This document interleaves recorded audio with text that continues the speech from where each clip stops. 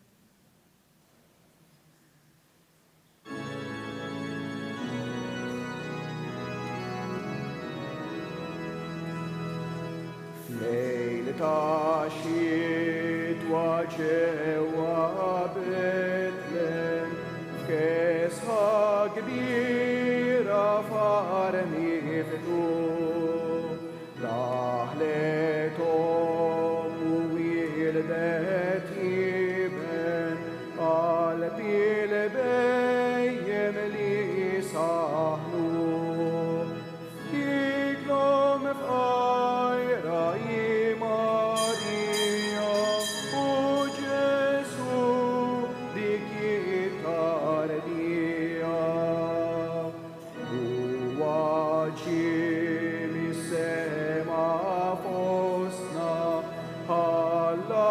يقوم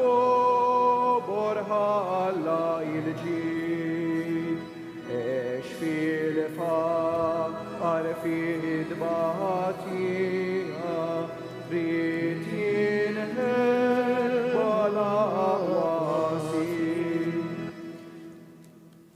Fl-isem tal-Missier u tal-Iben u tal-Ispirtu is-Santu. Amen. Il-grazzja ta' Sidna Ġesu Kristu l-imħabba ta' Alla u l-għaqda fl-Ispirtu Santu tkun ma'kom il-koll. Sejrin nofru dan is-sagrifiċċju tal-Quddisa għal ruħ Joseph Muscat. Nkomplu blottava tal-miliet. Il-Knisja, il-festi l-kbar, il-miliet u lejt, tiċċelebraw mhux ġurnata waħda, imma l-8 ijiem sħaħ. Għax it-8 jum ma jeżistejx. Aħna l-ġimgħa fiha 7 ijiem. Mnejn hu ġej it-8 jum? It-8 jum huwa l-jum tal-eternità, il-jum tal-irxoxt. Infatti flejt naqraw dejjem id-derijiet ta' Kristu. 8 ijiem wara il-mulej der lil-xmum, 8 ijiem wara der miexi fuq il-baħar. It-8 jum huwa il-jum li għalih u fih wellidna Kristu permezz tal-Magħmudija. Għalhekk anke l-fonti tal-Magħmudija tistgħu taraw hawnhekk huwa wkoll magħmul forma ottagonali għax permezz tal-Magħmudija jekk mill-ġuf ta' omna aħna twelidna u rċivejna il-ħajja tad-dinja terrena, ħajja li twassalna għall-qabar, mill-ġuf tal-Knisja, il-Battisteru, aħna twelidna għall-eternità. Irċivejna il-ħajja mingħajr tmiem. U din irċivejnija bħala don minn Alla. U għalhekk ejjew nuru dan il-ferħ tagħna li permezz ta' Kristu aħna twelidna l-ħajja ta' dejjem. Infaħruh bil-kelmiet tal-Anġli u ngħidu Glorja lil Alla fil-għoli ta' smewijiet u paċi fl-art l-nedmin ta' rida tajba. Infaħruk, imberkuk, nadurawk, natuk ġieħ. Irroddulek ħajra għal glorija kbira tiegħek. Mulej Alla, Sultan tas-sema, Alla missier li tista' kollox. Mulej ben waħdini Ġesu Kristu. Mulej Alla, ħaruf talla bin il-missier. Int li tneħħi d-nubiet tad-dinja ħenna rina. Int li tneħħi d-nubiet tad-dinja ilqa it-talb tagħna.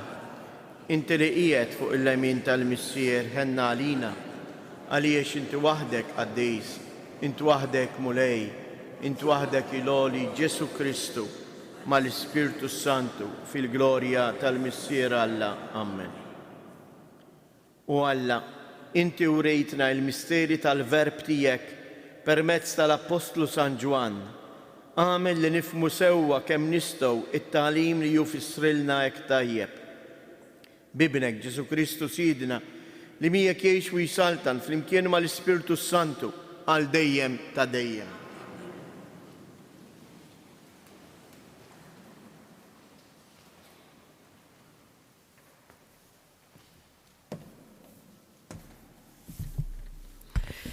Bidu tal-ewwel ittra ta' San Ġwan Apostlu. Eżis, dak li kien mill-bidu, dak li aħna smajna, li rajna bajnejna, li leħ ħarisna u li messew idejna, iġifieri il-kelma tal-ħajja, dan ser inxandrulkom. Għax il-ħajja deret u aħna rajnija u qegħdin nixdu għalija. Qegħdin inxandrulkom il-ħajja ta' dejjem li kienet għand il-missier u deret lilna. Qegħdin inxandrulkom dak li aħna rajna u smajna biex intom tissieħbu magħna u l-għaqda tagħna tkun mal-missier u ma' ibnu Ġesu Kristu u qegħdin nikdbu dan biex il-ferħ tagħkom ikun sħiħ. Il-kelma tal-mulej. Ifirħu ġusti fil-mulej, ifirħu ġusti fil-mulej. Il-mulej jisaltan ħataqbes l-art bil-ferħ u jifirħu il-ħafna gżejjer, sħab u dlam hemm madwaru, is-sewwa u l-ħaq is-sisien tat-tron tiegħu. Ifirħu ġusti fil-mulej. Bħax-xema idubu l-muntanji quddiem il-mulej, quddiem is-sit tal-art kollha, ixandru smawijiet il-ġustizzja tiegħu, jaraw il-popli kollha is-sebħ tiegħu. Ifirħu ġusti fil-mulej.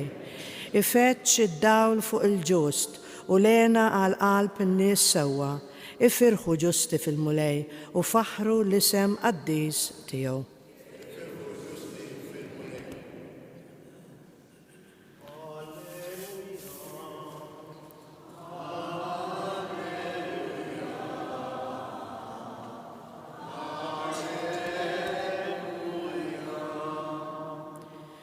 Lilek u Alla infaħru, lilek bħala mulej nistqarru, lilek tfaħħar mulej il-ġema glorjuża tal-Apostli.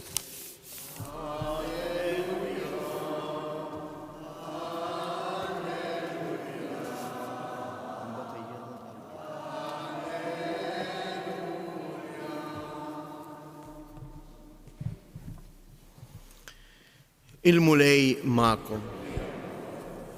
Qari mill-Evanġelju skont San Ġwan. Kien l-ewwel jum tal-ġimgħa filgħodu kmieni kif kien għadu id-dlam u Marija ta' Magdala ġiet ħdejn il-qabar u rat il-blata imneħħija mill-qabar.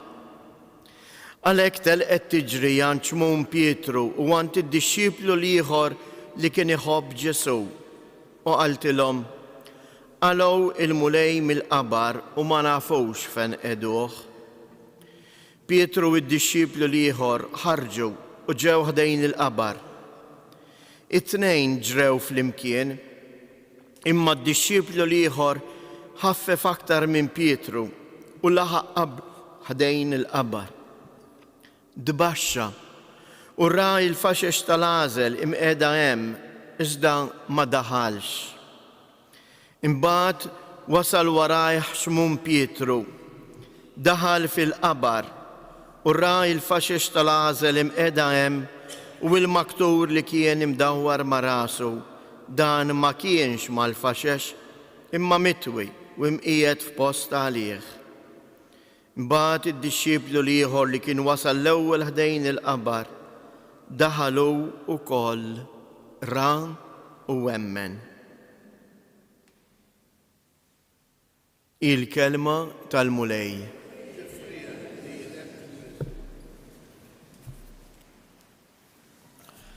Dal-għodu nistħajjilkom tgħidu li għaddejn fi żmien il-miliet u jien qara l-Vanġelu tal-Għid għax dak li smajna huwa r-rakkont li jagħtina San Ġwan tal-qawmien ta' Kristu.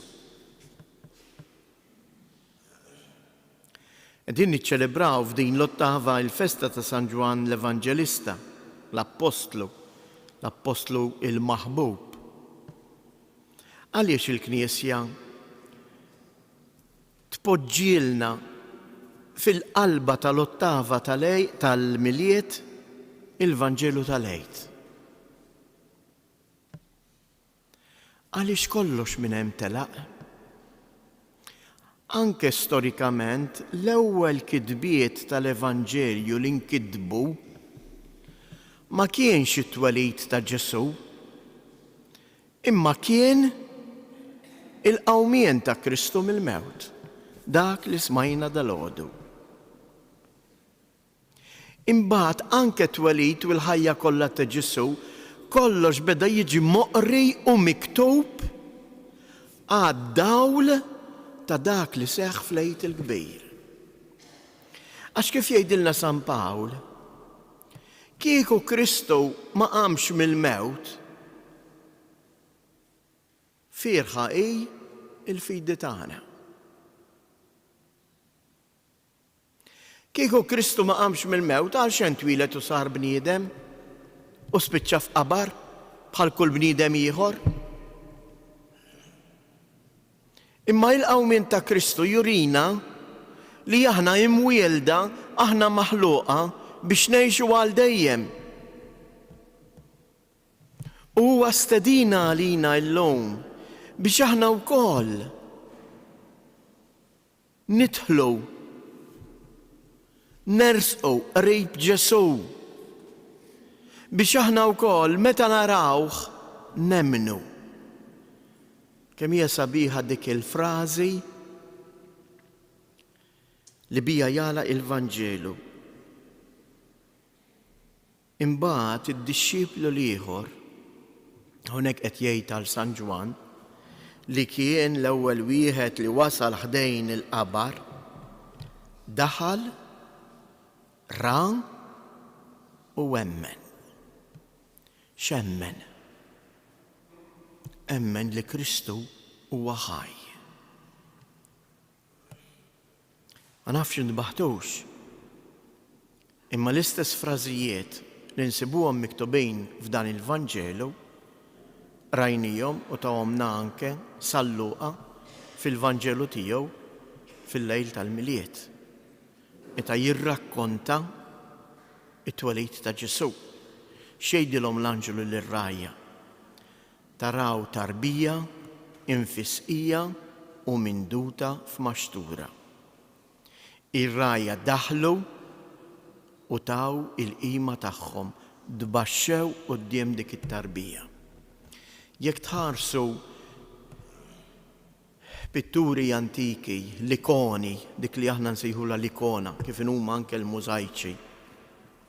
It-tarbija Ġesu, il-maxtura qiegħda mpittra f'forma ta' qabar. U t-tarbija hija infisqija ġol faxex, imdawra fil-faxex bħal li kieku il-ġisem mejjed.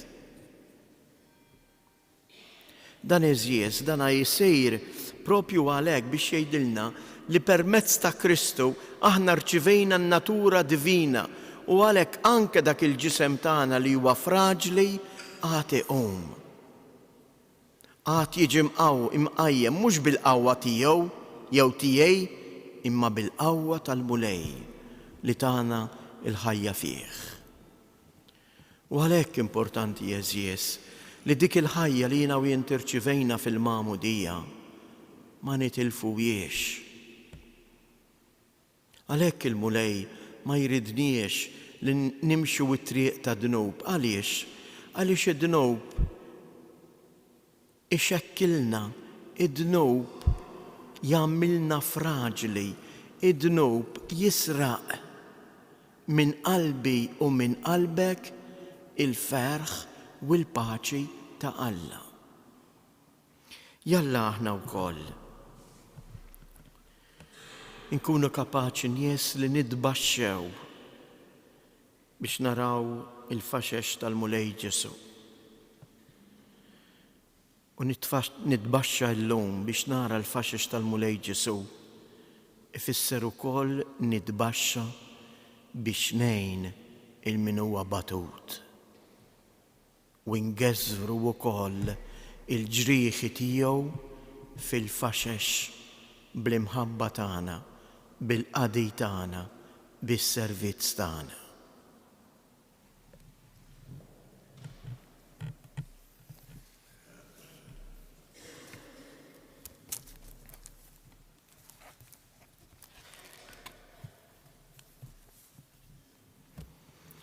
Aħna nagħmlu l-festa llum lill-Evanġelista San Ġwan, l-Apostlu l-maħbub ta' Ġesu, ejjew nitolbu lil Alla jwettaqna fl-imħabba tiegħu billi ngħidu flimkien: Atina mulej imħabtek, atina mulej imħabtek.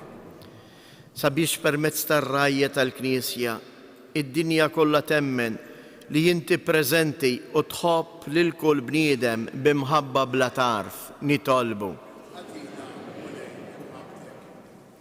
Sabiex fid-dinja ma jonqsu qatt bnedmin ta' rieda tajba li jkomplu jaħdmu kontra kull mibeda u għal-waqfien minn kull gwerra, ħassaltan il-paċi fil-qalb ta' kull bniedem, nitolbu. Sabiex kif jallimna San Ġwan, aħna wkoll nuru l-imħabba tagħna lejk mulej billi nħobbu lil ħutna l-aktar dawk li huma fil-bżonn, nitolbu.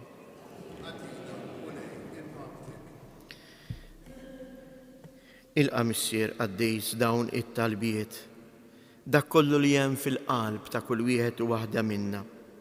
Atina l-Ispirtu Qaddis tiegħek biex aħna wkoll fil-ġesti, fis-simboli tal-Knisja, imma fuq kollox fil-persuna ta' ħutna l-bnedmin, naraw ukoll il-preżenza ħajja tiegħek.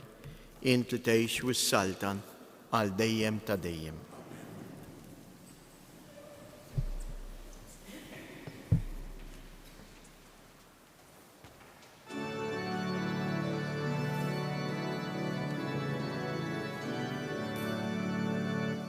Alleluja, alleluja, twilet il-Messija. Alleluja, alleluja, twilet il-Messija. Ismewiet jixdu l-kobor bil-ħnina, tal-mulej li sar bħalna l-bnedmin. Alleluja, alleluja, twilet il-Messija. Klimna jxandar jisseb tal-latana, klubna jroddu bil-ferħ imaw ħajr. Alleluja, alleluja, twilet il-Messija. Jitolbu ħuti biex dan is-sagrifiċċju tiegħi u tagħkom ikun joġob lil Alla l-Missier li jista' kollox.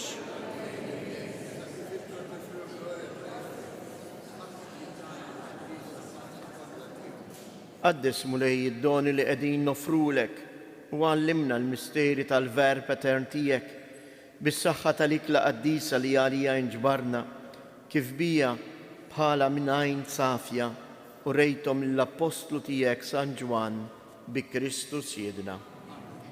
Il-mulej magħkom. nerfu lubna il-fuq, nizzuħajr lil-mulej Alla tagħna.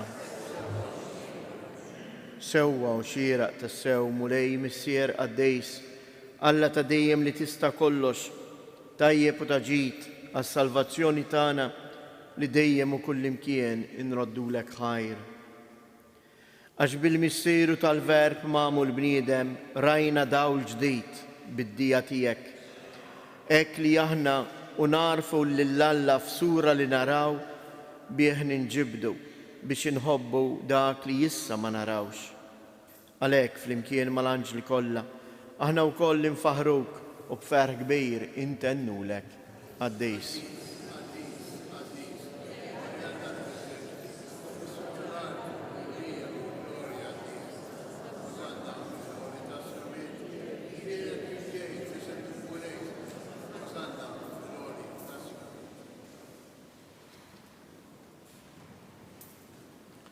Għaddejs tas-sewwient mulej inti lajn ta' kull qdusija, għaddis għalhekk nitolbu dawn l-offerti bil-barka tal-Ispirtu tiegħek biex isiru għalina l-ġisem u d-dem ta' Siedina Ġesu Kristu, li meta kien se jingħata biex mir-rajħ ibati ħal ħobs radd il-ħajr qasam tal id-dixxipli tiegħu u qal: ħudu u kulu il-kol minn dan, għax dan huwa ġismi li jingħata għalikom.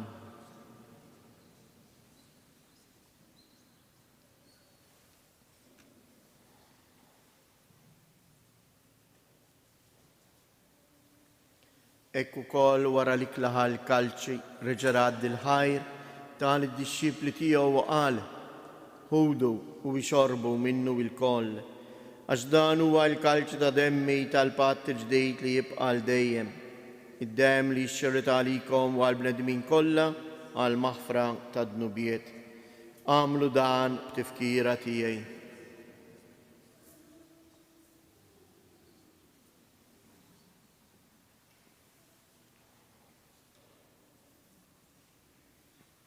Dan hu il-misteru tal-fidi inħabbru l-mewt tiegħek mulej.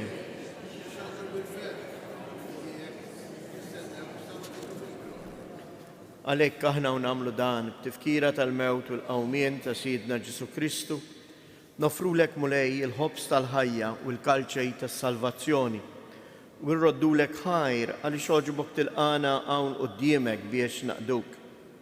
Miċ-ċokon tagħna nitolbu lill-Ispirtu Santu jaqgħadna f'ġisem wieħed lilna jieħdu sehem il-ġisem u d-dem ta' Kristu. Ftakar mulej fil-Knisja tiegħek imxerda mad-dinja kollha, wettaq fl-imħabba flimkien mal-Papa Franġisku, mal-Isqof tagħna Anton, l-isqfijiet u l-ministri tiegħek kollha. Ftakar ukoll fħutna li raqdu bit-tama tal-qawmien, ftakar fil-mejtin kollha, daħħalhom quddiemek fid-dawl tas-sebħ tiegħek.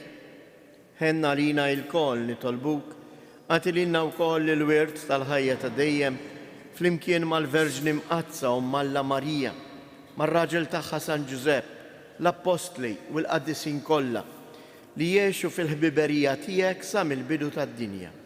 Għamel li magħhom infaħruk u nsebħuk b'Ġesu Kristu ibnek. Bi Kristu, ma' Kristu u fi Kristu, jingħata lilek għala missier li tista' kollox flimkien mal-Ispirtu Santu kull ġieħu glorja għal dejjem ta' dejjem. Ejjew nitolbu kif għallimna u ridna nagħmlu li bent Alla għas-salvazzjoni tagħna. Missierna, bismawiet, jitqaddes ismek, tiġi saltnatek, ikun li tritjent kif is-sema hekk fl-art. Ħobżna ta' kuljum għatina llum, aħfrilna dnubietna, bħalma naħfru lil minu ħati għalina, u la ddaħalniex fit-tiġrib, iżdaħlisna mid-deni. Eħlisna nitolbuk mulej minn kull deni, għatina fit-tieba u l-ħnina tiegħek il-paċi fi żmienna, biex inkunu ħielsa dejjem mid-dnub u imħarsa minn kull inkwiet, aħna u nistennew u nittamaw ilena u l-miġja tas-Salvatur tagħna Ġesu Kristu.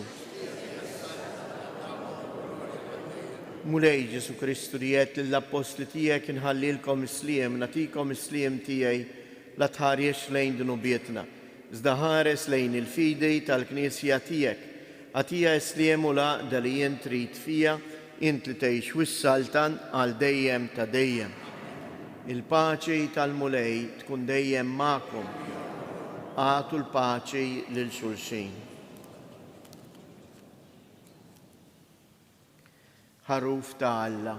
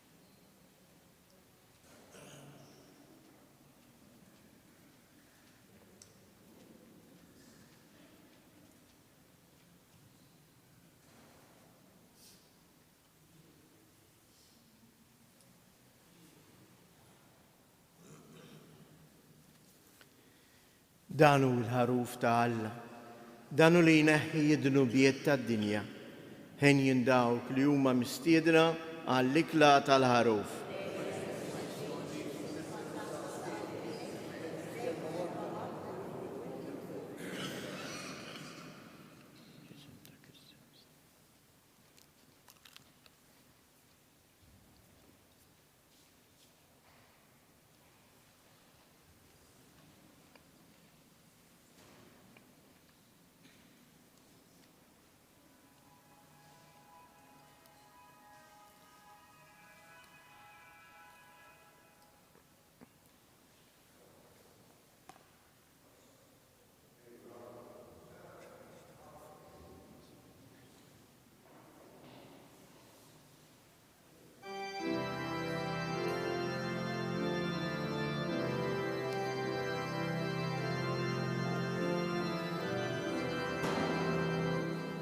O Ġesu, ħelwa tarbija, ejja twieled ġewwa fija.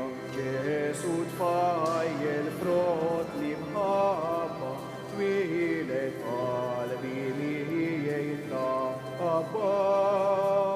O Ġesu, ħelwa tarbija, ejja twieled ġewwa fija. Ġesu tfajjel frott li mħabba, twieled f'qalbi li jitlaqabba.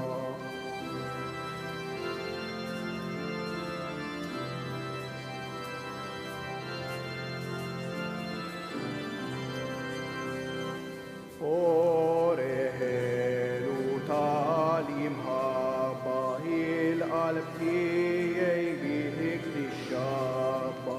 Ejja o Alla f'eddej tiegħi jisrif qalbi jotli tiegħi.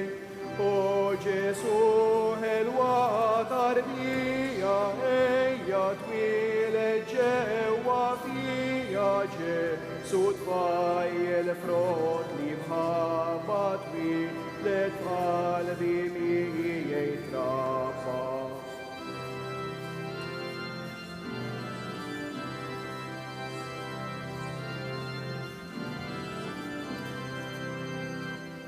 Kemm jintħelu Ġesu tiegħi, kemm nixtieq inħadlek miegħi. Ħarsek ħelwa tiegħi li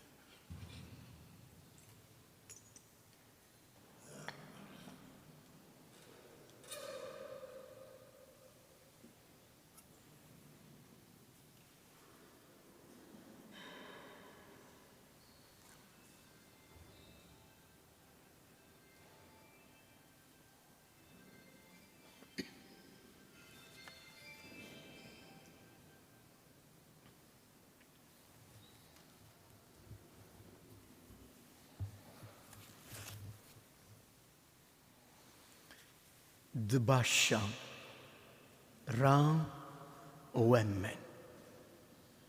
Biex tara lil-mulej, irrid nidbaxxa, irrid inkun umli, irrid nintebaħ li ħajti mingħajru hija vojta li jien għandi bżonn.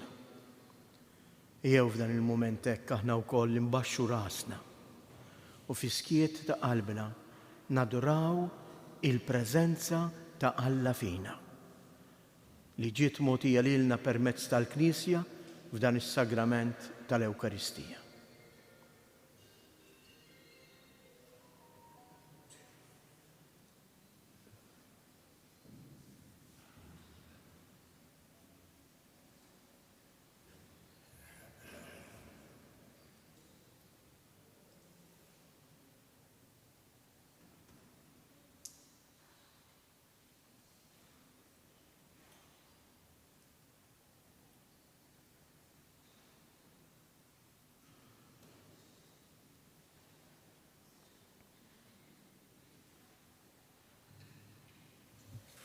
Nitolbu. B'dan il-misteru li jiċċelebrajna u Alla li tista' kollox, għamel li l-verb tiegħek magħmul bniedem imxandar mill-Apostlu San Ġwan jibqa' jammar dejjem fina u li jgħix u jsaltan għal dejjem ta' dejjem. Jew hekk ngħidu tliet Avamarijiet l-Omna Marija bħala talba ħerqana biex isseħħ il-paċi ġewwa Betlem. U għalhekk ngħidu flimkien, Sliem għalik Marija, bil-grazzja mimlija l-mulej miegħek. Imbierka inti fost in-nisa, imbierek il-frott tal-ġuf tiegħek Ġesu. Qaddisa Marija Umm Alla, itlob għalina mid-inbin, issa u fis-sija tal-mewtana. Amen. Sliem għalik Marija, bil-grazzja mimlija l-mulej miegħek. Imbierka inti fost in-nisa, imbierek il-frott tal-ġuf tiegħek Ġesu. Qaddisa Marija Umm Alla, itlob għalina mid-inbin, issa u fis-sija tal-mewtana. Amen.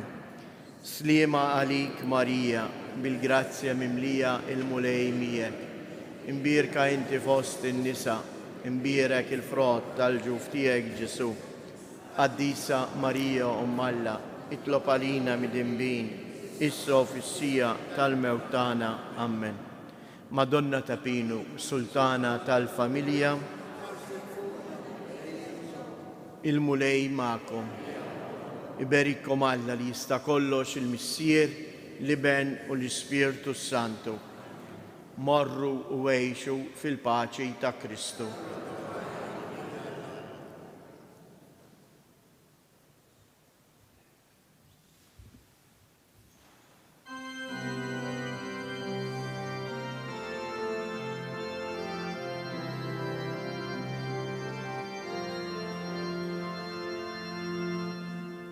Lilati